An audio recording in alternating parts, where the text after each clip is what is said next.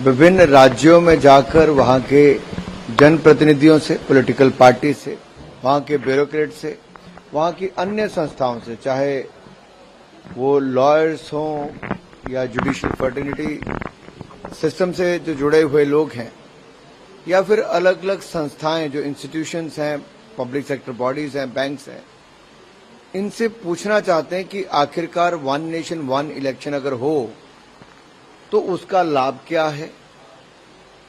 क्योंकि देखा जाए तो बहुत सारे लोगों के जीवन पे प्रभाव पड़ता है, राज्यों के रेवेन्यू पे प्रभाव पड़ता है, कामकाज पे प्रभाव पड़ता है, जस्टिस न्याय दिलाने में प्रभाव पड़ता है, और कहीं न कहीं बच्चों की शिक्षा से लेकर स्वास्थ्य की सुविधाओं पर भी प्रभाव पड़ता है। अब जो आंकड़े सामने आते हैं राज्य दर राज्य, गोवा ने बहुत अच्छी प्रेजेंटेशन आज दी है, पहले माननीय मुख्यमंत्री जी ने, फिर उनके जो ऑफिशियल से चीफ सेक्रेटरी और बाकी सब विभागों ने, इसमें भी इतना बड़ा इम्पैक्ट आता है बार बार चुनाव होने का। तो जहां बड़े राज्य देश की बात की जाए तो कितना बड़ा इम्पैक्ट आता होगा।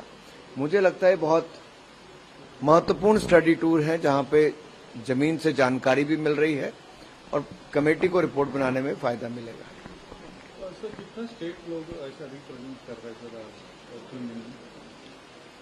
अभी तो गोवा के बाद इसके बाद उत्तर प्रदेश के लखनऊ में इस कमेटी को जाना है, और वहां पर भी सभी राजनीतिक दल, वहां की सत्ताधारी विपक्ष के नेता, मुख्यमंत्री और अन्य विभागों के जो अधिकारी हैं उनसे मिलना भी होगा।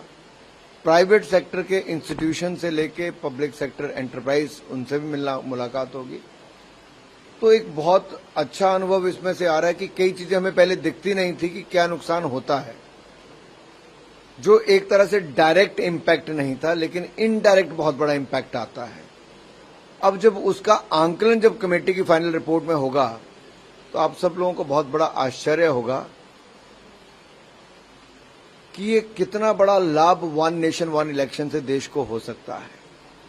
It could be A game changing law for the country. One nation one election के ऊपर अपोजिशन भी सवाल उठा रहे हैं, उनको नहीं चाहिए वन नेशन वन इलेक्शन। मुझे लगता है अगर राष्ट्र हित में देखेंगे तो बहुत बड़ा निर्णय है, व्यक्तिगत और पार्टी हित से ऊपर उठकर। आज भारत के पास अवसर है कि दुनिया भर के देश भारत की ओर उम्मीद के साथ देख रहे हैं। तो हम जितने इफेक्टिवनेस अपनी वर्किंग में लाएंगे, इन्वेस्टमेंट जितनी ज्यादा लाएंगे, उतनी ज्यादा यहां पर एम्प्लॉयमेंट यानी कि रोजगार स्वरोजगार के अवसर खड़े होंगे, और जितना कम समय हम चुनावों में लगाएंगे उतना ही ज्यादा न्याय और सुविधाएं हम जनता को दे पाएंगे। सर, अभी देखा है सर, हम लोगों ने ये गोवा का पार्टी, पॉलिटिकल पार्टी लोग भी आया हुआ है। कितना लोगों को ऐसा इन्वाइट किया कि सब पार्टी लेवल को, और समझो कि अधिकतर जिनके रिप्रेजेंटेटिव या जो महत्वपूर्ण राजनीतिक दल हैं, छोटे बड़े, सबको यहां पर बुलाने का प्रयास किया जाता है। कईयों से लिखित रूप में, कईयों को फिजिकली आके भी अपने बात रखते हैं, प्रेजेंटेशंस देते हैं। लोकतंत्र में हर किसी को अपनी बात रखने का अधिकार है। यही हमारी डेमोक्रेसी की सबसे बड़ी ताकत है, डिस्कशन, डिबेट एंड डिसाइड।